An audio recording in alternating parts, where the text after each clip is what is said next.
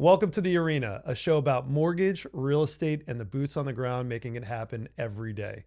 On the show today, Steve Kempton. What's going on, man? How you doing, brother? Welcome. I've been excited to have you on. It's been a long time coming. It has been. That's why we decided to match today, too, unplanned. All right. Well, we just have to get this out. We have to air it out real quick because people are going to watch us like, you guys are ridiculous. I mean, it's the elephant in the room right now, right? It's the two gray suits in the room. Steve calls me up. He says, what are you wearing today? And that's an honest question. I didn't want to outshine you. I didn't want to come in here looking underdressed. So I wanted to make sure that, I could dress code was jeans and a t-shirt, there right? You go. So I'm like, well, I'm going to dress up a little bit, dress shirt, and just dress, suit pants, and we wear the same exact thing. No colors mentioned, no color scheme, no nothing, blue, and it's down to the same watch. And we have the same watch, yeah. So listen, two ex DJs, I guess our minds are kind of in that same symmetry. Did we just become best friends? I think so. You want to do karate in the garage? So let's get into it, right? So I know there are gonna be a lot of people seeing this that know you and they kind of know your background, but like I didn't, and a lot of people don't even know that you used to DJ. Yeah. So, I graduated high school, went to Rowan University, and graduated in 2008 with a business degree in marketing. 2008 is when the market collapsed. So every business was hiring, not firing, I'd like to say. I started DJing while I was in college. Things progressed with that career. I was doing a lot of high-end Center City weddings, big corporate events, then local bars. So that was actually my prospecting that I didn't even realize. And I was building my sphere back by doing people's weddings and first birthday parties and anniversaries and family events. So I was prospecting before I even realized that I was prospecting for my future career of real estate. My parents were retired school teachers, dabbled in real estate very part-time, and said, why don't you get your real estate license? I didn't know that. So were they actually licensed? They were both licensed. Yeah, my dad got his license while he was teaching. When my mom retired, she loved the MLS, the searching for homes. It was kind of her, thing to help out, and just they found it so interesting. So they said, you know a ton of people, go get your real estate license. So I listened to mom and dad for probably the first time ever, and it paid off. I started at Century 21 Hearst, and then shortly after I moved to Century 21 Rowan Johns to partner with Tony Iovino, who I knew through the wedding industry that he used to own a videography business. Yeah, I remember. And I was on Tony's team. He was my mentor. He's still my mentor. He's probably the greatest asset I could have in this industry. And 15 years later, here we are. So it's funny. A lot of people have asked me, they just can't believe I used to DJ, right? They're like, bar mitzvahs, weddings, I loved it, right? Oh yeah. But I didn't want to be like the old guy at the Sweet 16. I'm doing, the proms and the kids are always stayed the same age, but I was getting older, right? So we needed to get out of that. Yeah. But interesting with DJing is because you're reading the room, right? You're reading the crowd, and you're just trying to, you're servicing that crowd. You're trying to make them please them, make them have great time. And in this case with real estate, seems like that kind of those skills carried over a little bit because it really is. It's just it is really is because so I consider myself as the real estate agent as the quarterback. We got to make sure the lender's doing their part, the title company's doing their part, the buyer seller's doing their part. When you're the DJ at the party, you're almost, especially for a wedding, which we focused on. You're running the show. You're running the show. So you're making sure that the caterer's ready for the cake and the photographer's there and the videographer's there and the bride and groom and where they are. But then you're also making sure that all the guests are having a good time as well. So you're always the quarterback. You're always the person in the background watching, overseeing, making sure that each person's doing the right thing. And that really parlays right into the real estate world as well. So let me ask you, what was your last gig, do you remember, that you ended up doing? The very and last. What was it? And by the way, it's not easy to get out of that business. The very last was real estate going that good? Yeah. So Tony's biggest thing was there's going to be a point where you got to make a decision and you got to cut the cord. He did it with videography, and he's like, you got to do the same thing because people need to know that you are a full-time real estate agent. They don't want to know that you're the real estate agent that might be around on the weekends because you're DJing parties, or that if you don't sell a couple houses, it's okay because you're still working DJing. It's your livelihood. Your 7 days a week is real estate. And I took that to heart. And that really kicked in when I actually went to an ex-DJ client's house to list their house. And the husband said, babe, the DJ's here. And I was like, nope, I'm the realtor. I'm here to I got a different list hat your on house today. Yeah. And then I left that appointment, which I got it, and called Tony and said, I'm going to call my DJ company and retire. So I had a couple Couple events already booked. They were all basically weddings for friends and family and people I knew. I did one in Provincetown, Massachusetts. I drove all the way up there. I went to King, and my wife came with me. We were dating for only a couple weeks. So she did my last 5 or 6 weddings with me, actually. We went to Cancun, Mexico. We did New Year's, a Cinco de Mayo, and 2 other weddings in Center City, and then that was it. Oh, you had a better DJ career than I did. We did some cool stuff. I was lucky if I went to Top Dog, the They club, even open anymore? the club at Top Dog. I don't know what they're called now, right? Yeah. But you know that well, for me and just admittedly, it's first of all, that's full time versus part time. It's a big thing in real estate. It is. And I feel like in good times during COVID, when houses are everyone's trying to buy or sell or whatever, you know, it's not that it's easy to be part time, but it's definitely doable. Mm-hmm. And I feel like now, and you could chime in, but it's tough. And so to be a part time agent when you have people that, you know, this is serious, right? So they need to see a house at a specific time. They want to put an offer and they need to negotiate. They need someone to be at the top of their game.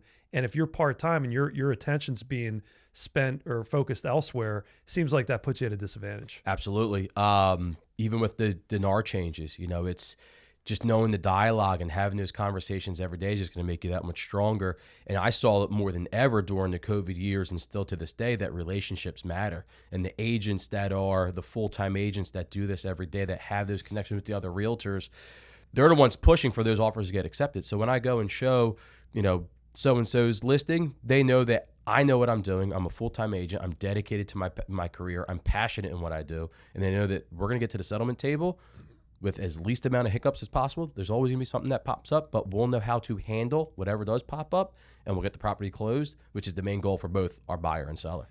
Yeah, you know, I wanted to take a second here because the NAR lawsuit, which is basically just taking everybody's commission and throwing it out in the spotlight for everybody to talk about, right? Absolutely. Which is a little uncomfortable, a little awkward. Like imagine, you know, you're working at an office and the entire office, or really the whole country, starts talking about your salary. Yeah. What really should you get paid? What's your worth? Uh-huh. And I'm going to tell you, a lot of people, if they started really dissecting what they do every day, are they really worth what they make per hour or you know, monthly?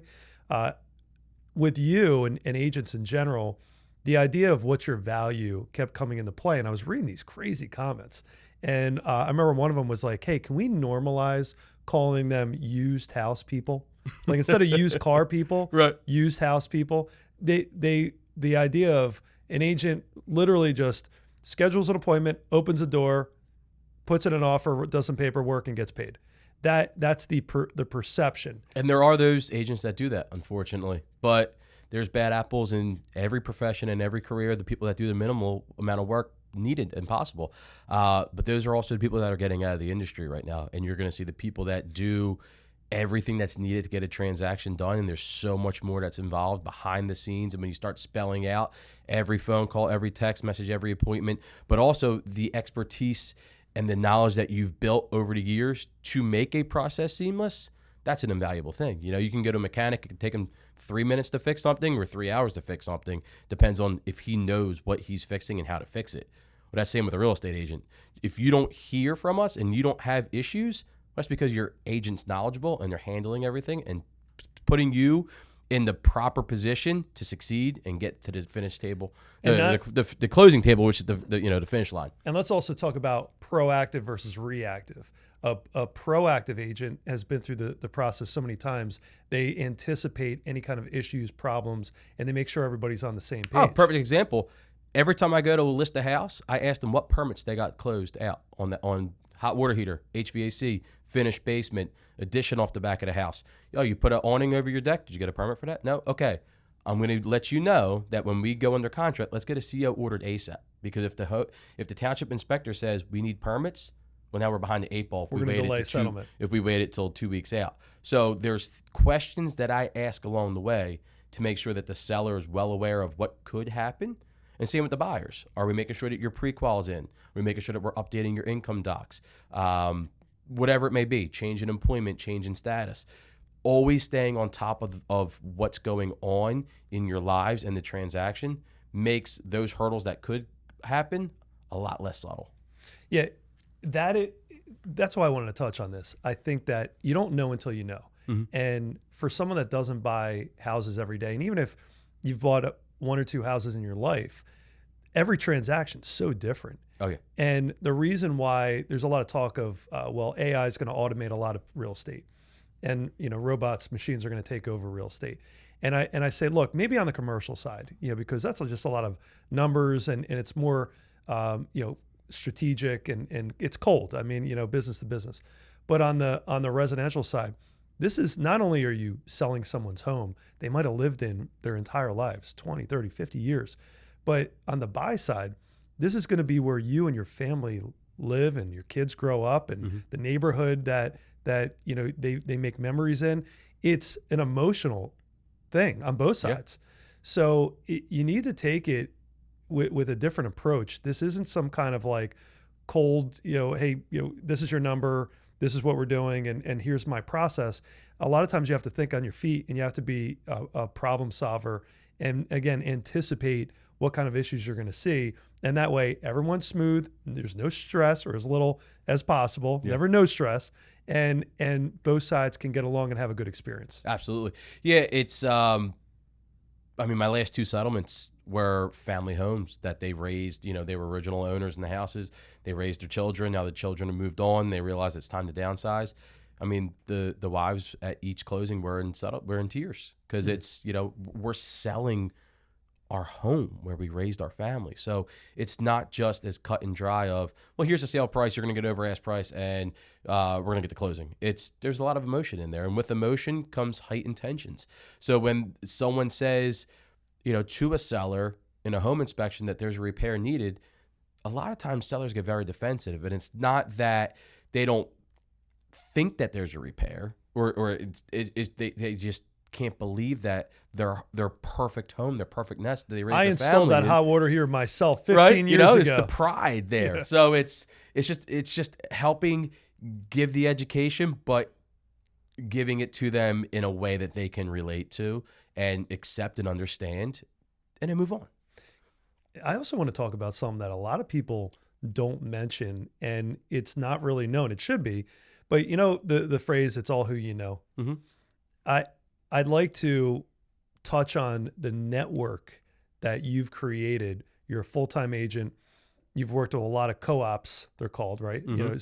Agents on the other side. Now in South Jersey, if you're watching this and you're going to buy in Southern New Jersey and in Philly, PA, the majority of transactions don't have an attorney. Correct. Now, I'm not saying not to get an attorney. Attorneys are great in their own regard in a lot of different situations. But the point is, you go north of Burlington County, almost every transaction has an attorney. Absolutely. Totally different animal. Absolutely. When you have two attorneys working the deal, the agents really have little involvement. They kind of do their own thing. Correct. But down here, you guys are almost to your own detriment and your own liability, kind of taking over these transactions and walking both buyer and seller through it. Yeah. So there's a lot more involved than just, you sign a contract and you move on with your lives.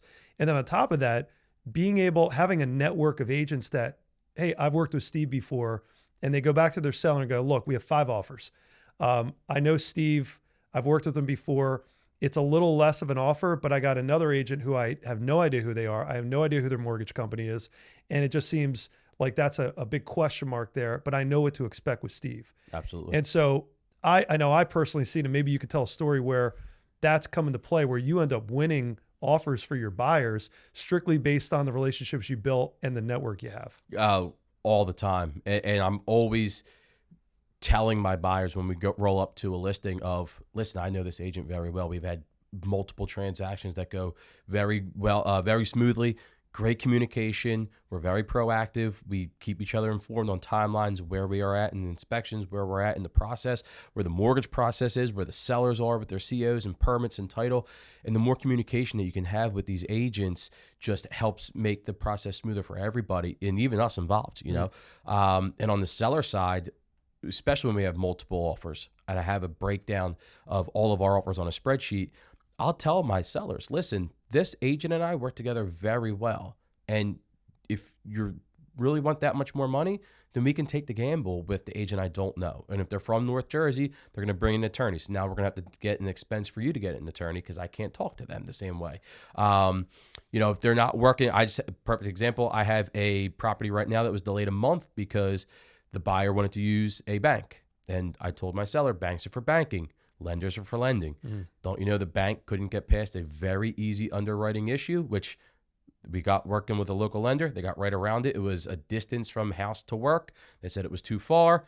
Very simple thing for a local lender to know how to get around. Sure. And now we're going to close on that property, but it delayed the process a whole month because the buyer insisted on using the bank, and and the seller wanted the most money, so took the highest offer, and it resulted in something that could have been avoided if we just worked with the right people. I think that also comes down to trust, and a lot of people that are getting into such a big transaction, biggest in their life, most likely, they want to know that they're in control.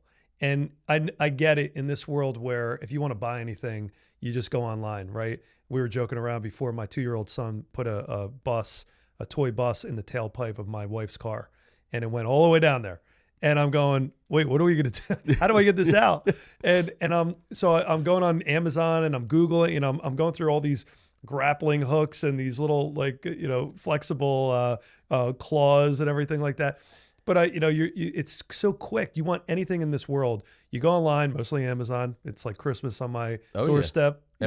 Every day. Hi, Lisa. Love you. love my wife. But it's so common now when you want to buy something, you do the research. Yeah. You go online, you Google it, you go to, whatever websites and that's unfortunately, I don't fault people because they're so used to it, but when they're buying a house, they go, I'm going to research lenders. I'm going to research, tough to research realtors, I will say. There isn't like some, big marketplace of realtors. Well, the only good thing for that or to combat that is Realtor.com and Zillow. You can try to find agents, but you could also look up their reviews on there. You could also Google them, see their Google reviews. And I tell everybody when I'm getting interviewed for a listing, you're interviewing me, I hope you're interviewing other people. I like to be interviewed up against other people. Go on our social media profiles, see what we're posting about, see if our, beliefs are the same or the way that we carry ourselves outside of this meeting is true. On Zillow, you can see my past sales, where they are, sale price that I'm doing, the number that I'm doing, and then also check reviews from my past clients and see where they are, what they're saying, you'll get a feel for the type of agent that I am. And a lot of times that really helps me get that listing because I guide them to the right spot to find those reviews and data. And you can't fake it. Right. That's a lot of hard work. Yeah. That's consistency throughout. Yeah. And so I guess if they end up choosing you, I think that it's just tough for people to let go of the control. And really it takes a team. It's not just the agent. It's the agent, the title company, the attorney, if you have one, the lender. Everyone works together to get you guys across the finish line.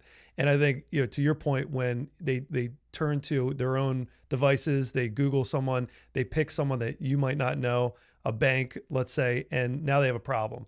And so many people are shocked when that problem pops up. Biggest thing is appraisals. So a lot of people don't realize that a bank, a large bank, or even a large lender for that the online lenders, the Rockets of the mortgage, or the Rockets of the world.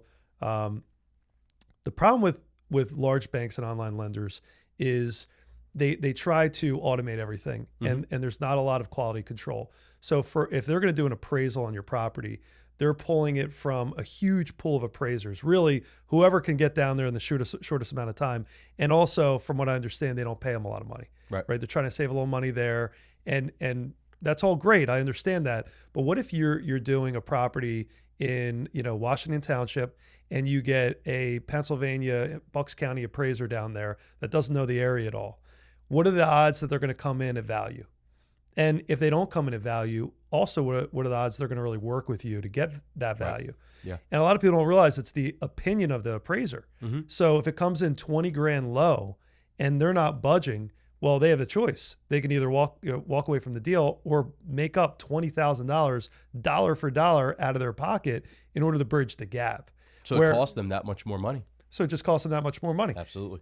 Whereas if they went with a local lender, I know for us, for example, all the appraisers that in our pool. Now I can't pick individual appraisers, but I can make sure that whoever's in there is local, has a great reputation, knowledgeable, and I know that if there is a problem, if values come in low, we can have a discussion and we can work together as a team to make sure we're getting the highest value possible. Yeah. So I want to talk about doing your research. And we hit on it a little bit before on people right now just so used to going on Amazon, Google, whatever, doing it within minutes. They can be researching whatever topic they want, right? So when you're researching buying a house, and you just want to get a feel for areas, neighborhoods, whatever. I know that the big apps out there are Zillow, Realtor.com, Trulia, right? And so they're on there and they're searching and everything. I don't think a lot of people realize that the goal of those companies is to make money, and they make money by capturing your information and selling it to whoever. And then all of a sudden you're getting, bombarded by realtors and lenders and whatever. So I know you were talking to me about you wanting to put together your own search app and your own technology to privatize a lot of that and make it so that their information is secure. Tell me a little bit about that. Yeah, so we partner with a company named Lofty, and with that we have full access to our Bright MLS system where us realtors upload all of our information. So on our own app, where your information is secure, safe, it's only for you and me to see, and I can only see what you share to me. It's a great way for you to research, look at houses, put in all your search criteria, and have it in one trusted place with no one else seeing what you're looking at, where you're honing in on. And then whenever you are interested in a couple houses, couple areas, it's a great way to just message me directly and say, hey, Steve, what's up with this? And I can get right back to you. So it's safe, it's secure, and it's just you and me having a conversation. Wouldn't you want to test out an agent, especially before you really get serious? So if your preliminary stages of getting ready, I'm going to buy in a year or two. I'm renting now, or I'm saving up money. I'm living with family, living with my mom, dad, whatever. If you're a year or two out, now's the time. Don't wait until you're like literally ready to put an offer in to now all of a sudden quickly choose an agent, quickly choose a lender. It's just going to feel like you're rushed. Yeah. And that's like the last thing you want. So I love the idea of you kind of taking control of the information. A lot of people don't realize all Zillow is doing is taking listings from you and every other realtor, advertising it, and then leveraging their own listings and making money on it. So why not take control of that? Yeah. And the other thing is you're direct to the MLS, which is multiple listing service, right? Yes. So that's being that you're a licensed agent, you're direct. I know your information is probably more up to date anyway. Yeah, it's to the second. So as soon as we upload a property, you're instantly going to get an alert of that new property hitting the market, and then it's also the most accurate information because it's not pulling from third-party sites; it's coming direct from the source. So a lot of times, I'll get a screenshot of a house from Realtor.com and Zillow, and it's like, are these taxes real? Is this school system right? Where is this house? Because in South Jersey, your zip code is not necessarily the town you live in. It's where your mail's coming from. So the municipality a lot of times does not match the actual municipality that the house is in. So you might say, I want a house in Washington Township. Washington Township has 5 zip codes and 0 are Washington Township. So it could be Sicklerville, Glassboro, Sewell, Blackwood, or Turnersville, and Grenlock. So there's so many different things and nuances that you as a professional need to know. And that's why as a buyer, you need to be working with the professional in the area that knows the marketplace. Love that. So I want to shift gears a little bit and talk about a phrase that gets thrown around a lot, especially on social media, and that's house hacking. So house hacking basically is saying, to summarize, you buy a property with the thought of not necessarily living there forever. You're buying it strictly as an investment and also to live there, right? Then you're going to take that house and you're going to leverage that to buy another house and then potentially do that again and again until eventually you have now a portfolio of homes that are making you money and you're gaining wealth and equity in there. But then when you eventually do want to buy a property as your single family, nice white picket fence, build, have some kids, get married.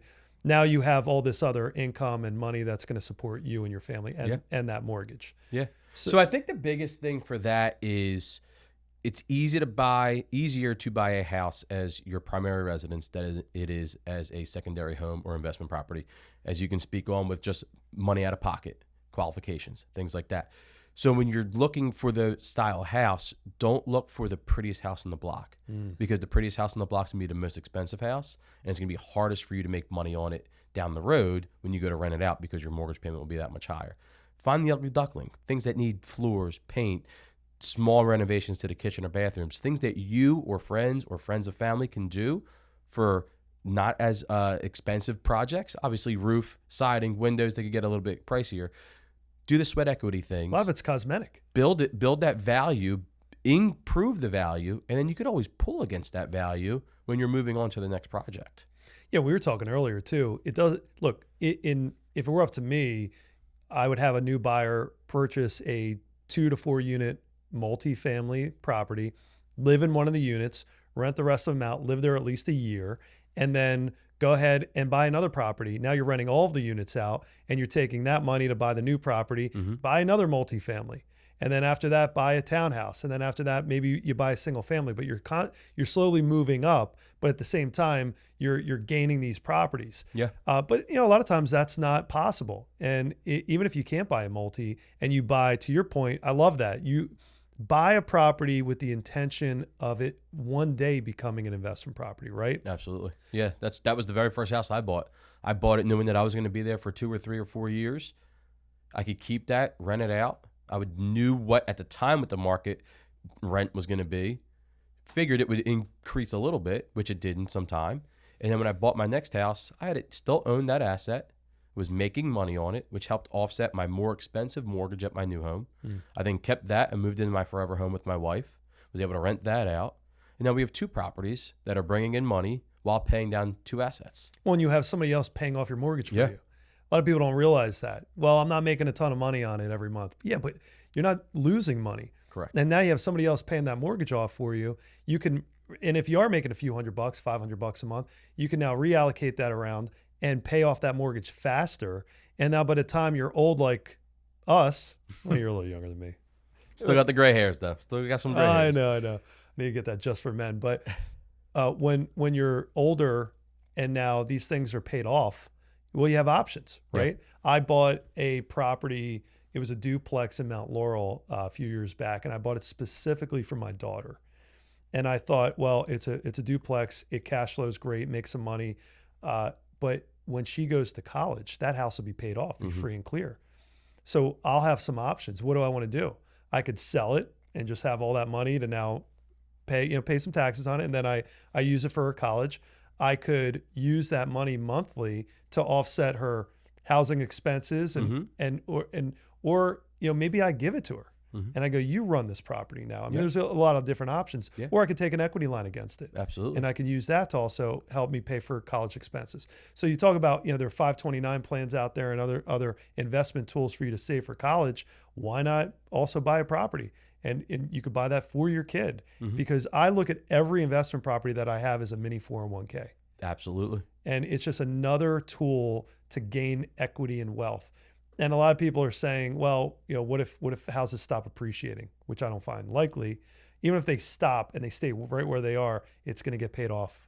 And now you're going to still have all that equity. What are you going to do with it? Absolutely. Absolutely. Yeah. People also don't realize the tax advantages that you can get by owning real estate. So there's multiple ways that dollars are getting moved around your personal balance sheet, whether it's income on that monthly, paying down the asset of the mortgage, or getting tax advantage dollars in your return when you go to file. So real estate is a great way to build wealth by sitting back and focusing on whatever your 9-to-5 job is. My first house, I was living with my mom, and at the time it was 100% financing. My dog could have gotten a mortgage back then, right? So I'm fresh in the mortgage industry, so I had an in, and I bought this big, beautiful townhouse. It was the best townhouse, best location in that neighborhood, and it looked the best. But to your point, you don't buy the best property in the neighborhood. Yeah. I overpaid for it, and I had to own that property for 10 years in order to get to a point where I finally had any equity in it. Yeah. Because look, I don't want to go down a rabbit hole with the difference between 2008 and 9 and the difference between now. Back then, we saw in mid 2000s, we saw prices just skyrocket.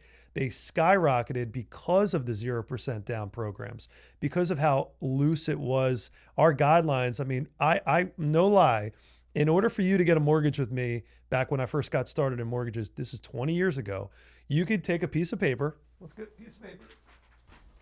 And I'm going to write down, no, you don't even have to type it. You could just write it. I, Matthew Boyce, make $10,000 a month washing cars or washing dogs, even better, right? Yeah. And it didn't matter because on that piece of paper was your income. And now I'm giving you money to now buy a $500,000 house, not only with no real income, but really no assets. Yeah. So you're just walking in, and we just assumed, well, these houses will keep going up in value. At the same time, we had no rules or very little rules on appraisals.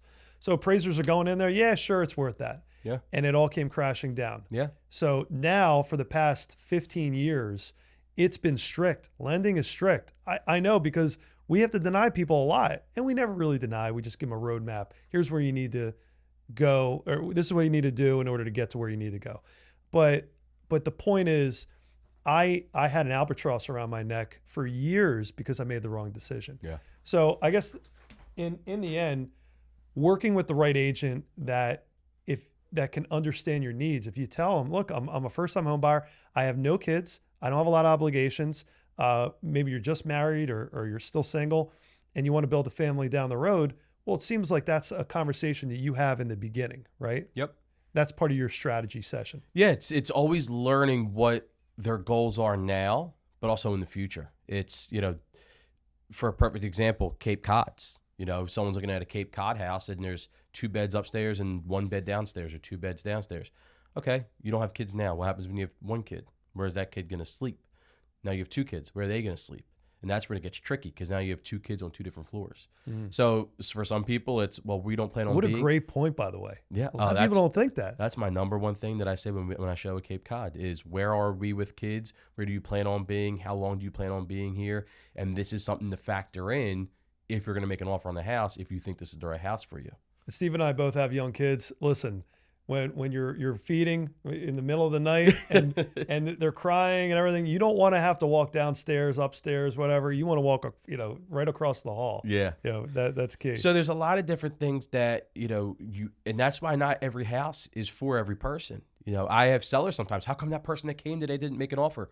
Well, this just wasn't the house for them. And that's why I tell every buyer too, you don't have to make an offer. If we walk in and you don't like how the stairs are shaped, okay, let's go to the next house. But it's making sure that what they're looking for is meeting today's goals, but also can be in line with their future goals. So how do you get started? People might be watching this thinking, okay, I want to buy or sell, but I don't even know what to do. And I think that's why they turn to Google and apps and things, just doing their own research, because they don't think they're even ready to have a conversation with you. But talk to me about how far out do you have to be and what is your process? A lot of buyers I see, they're scrolling through the Zillow apps. And then as soon as they see a house, they raise their hand. They want to go look at the house. They haven't talked to a local agent, so they don't know about the area or the house or the street or anything. More importantly, which is my number one, is they haven't talked to a lender. So they don't know what they qualify for, if they qualify for the house, or if they're comfortable with the monthly payment is. So I tell everybody, if you're 6 months out, a year out, work with a local agent or lender. Work with a local lender. Working with a local lender, they're going to know the terms in the area. They're going to know what programs are out there. They're going to do a whole background check and make sure that you're good to go. Once you're comfortable with down payment, any kind of grant programs that are out there, any kind of assistance you can get, what the monthly payments will be, then you're good to start looking at houses. Then you give me a call. Then we start hitting the streets so you can learn this area or this side of town, traffic, what the traffic patterns are, what the school systems are like, what the neighborhood around you is like. Then you can start weeding out, don't like that side of town. Like in Washington Township, half the side is near 55 and 42. The other half is more towards farmlands. It depends on what your commute is. If you're not going on to 55 and 42 and you want a little bit more rural, Well, let's aim towards this side. If you need to get to Philly or up to Cherry Hill, Mount Laurel for work, let's aim towards this side. So there's different things that we can look for, but you have to know, most importantly, what you're qualified for. And that's where a trusted lender is most important. Number one thing for a new buyer to do. Seems like as early as possible. Like even if you're years out. Absolutely. 2-3 years out. Absolutely. Because most people, as they start looking, it's because they anticipate a job change, whether it's a promotion or changing careers or whatever it may be, more income. Well, that's great. Let's see what you're qualified for today so that you know if you're comfortable with that payment and you can get the house that you want at that payment when you get that promotion in 6 months and then you're ready, it just makes it that much more affordable for you. So get started today. If there's any issues with credit, you have plenty of time to resolve that. If there's any issues with income, you have plenty of time to resolve that.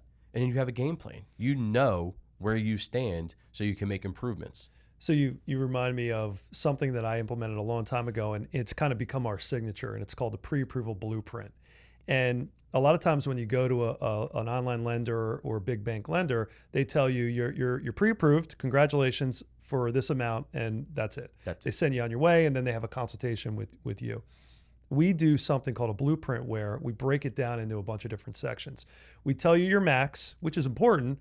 We just want to let you know, not saying that's what you want to spend. So your max is, let's say, $800,000, which is, we had someone the other day, they were $800,000, but based on their payment budget, they needed to be around $400,000. Well, when they had the consultation with their agent with all where they wanted to be, their location, how many beds, baths, square footage, it was unrealistic. They needed to meet them in the middle somewhere, right? But the agent now knew, okay, they qualify for $800,000, but they comfortably want to be at $4. Now I know. The other thing is assets. Well, in this particular case, this person wanted to spend no more than $30,000 on the purchase, but they had $200,000 in the bank. Well, they weren't telling their realtor that. So that's a problem because when you're structuring an offer, you got to build in things like appraisal gap, maybe more money down as a deposit, maybe us going a little bit more. They only want to do 5% down, which is fine. But when you're competing with other offers, maybe putting a little bit more down will get you that offer. So we break it all down, all the numbers, all the options, your contingencies, everything you need to know, including you need to work on your credit. That's going to get you a better credit or interest rate. You need to work, you're anticipating getting a raise. If you get that raise, now you're going to qualify for X. We give it all to them right up front, and it could be a year or two out. But now how much better is their search going to be, and how much easier of a job are you going to have now that you know all those variables? Yeah, absolutely. It's you touched on it. Number one thing, when we know that there's some more funds available, it's, I understand you want to put down 5%, but if we get to 10%, you look like a stronger buyer. Most buyers are only putting $5,000 on an earnest money deposit. We have funds. You're putting it down at the settlement table anyway. Why don't we bump that up to $10,000? Yeah. It shows you're that much more genuinely interested in the home than the other buyers are. We could talk about home inspection issues. We'll take on a little bit more because you have reserves to take care of those repairs. And if you have those kinds of reserves, don't you want to take care of those repairs yourself with your trusted professionals instead of letting the seller pick the cheapest person just to get your receipt to say it was completed? So knowing the full financial situation of somebody definitely helps shape their offer to help them get the house in a bidding situation, but also show them the right houses for what they're actually looking for. Yeah, I couldn't agree more. The last thing I want to talk about, right before you walked in here, I got a text from someone who we've been following up with. They came over originally to get pre-approved, and they went dark on us. And, we listen, you tell us, go pound sand, we're going to stop. But we kept following up because we want to see how we can help. He said, look, I think houses are going to go down by 40%. And I think that the government is running us into the ground. We printed too much money. Inflation is this. He's all these talking points I hear the news talk about all the time. And look, the media, they're in business for one thing. They want to make money. It's a business. A lot of clicks. It's a business like anything else.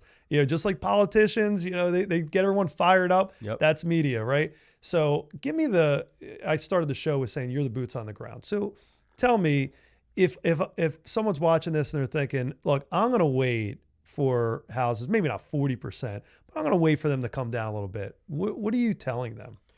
So we're still in a housing shortage, and it really started from 2008 when builders stopped building houses, and that they never picked back up the pace that they should have been at, even till today. So there's not enough houses being built in America to keep up with the demand of the millennial, the first-time home buyer. Especially around here. Yeah, especially around here. It's so saturated. So when interest rates drop, and they're going to drop because they were at not all-time highs, but for the past 20 years, the highest they've been, as they start coming down, houses will become more affordable. That means more buyers will start to come back into the marketplace as well, because a lot of buyers put things on hold when rates got high, houses got outpriced. When rates come down and more buyers come in, that means demand's going to go up. I don't see how it's going to come back down. Supply and demand. It's just basic economics, right? Yes. So the more buyers that are coming in as rates come down will drive prices back up, even though they haven't stopped. Now, we have seen for the first time the most amount of price reductions across the country ever since COVID. Again, that's across the country. But what we're seeing is a lot of the distressed houses that were selling during COVID aren't selling as quickly as they are now. They need to be a little bit more priced appropriately. But if you still put up that beautiful 4-bed, 2.5-bath in a desirable neighborhood, it's going to sell. You better believe it's going over ask price. Funny enough, I was looking on your app and I saw that it had its own section of reduced prices. And why I think that's important is because that's an opportunity. If a seller reduces by $10,000, $15,000, $20,000, what are you going to do with that money? Now, you can buy that house for cheaper, or you can allocate that money towards, or a portion of that money towards paying for closing costs, paying for other things that you might need, them buying down your interest rate. So the point is, there's an opportunity there, and so the sellers already said, all right, I'm not going to get that price. I'm okay netting this. And so, wouldn't you agree that's something that you look for, right? Yeah. I feel like a lot of sellers get overzealous with their list price, and that's what I always tell my sellers to do is, if you want this, let's price it a little bit lower. Because once a buyer perceives a deal, that's when you'll get more buyers in the door and they'll bid it up to where you want it to be, or if not higher. When sellers start too high, in today's market, the buyers are just getting priced out with where home prices are, where interest rates are. That's where you'll start to see them come down a little bit. So I tell my buyers, if you're not willing to go over ask price, let's just keep an eye on that house. Let's wait 2 weeks. 2 weeks, if it's still there, guess what? No offers. Now we can get a little bit more aggressive with our offer. Funny enough, it used to be like, 60 days. Now it's like 2 weeks, no offers. That house must really suck. It went through the weekend. There's something wrong with it. It must be a piece of crap. Oh man. Well, Steve, that was great, man. I loved having you on. I know that you and I are out there just trying to educate all the time, and that's half the battle. I mean, it is confusing. It is such every market is very local. Even up here in Cherry Hill, Medford, Mount Laurel area, and then you go down to Gloucester County area, and then even further south in Salem. Every market is different. So knowing that market, knowing how to handle it, strategy behind getting your offers accepted, strategy on listing your house and getting the most amount of money for it. I mean, it's so complicated, but having an agent to simplify it and somebody that actually has the knowledge, the experience, seems to me like that's the secret sauce there. Absolutely. So wins every time. Appreciate you coming on, man. Absolutely, brother. Appreciate it. See ya.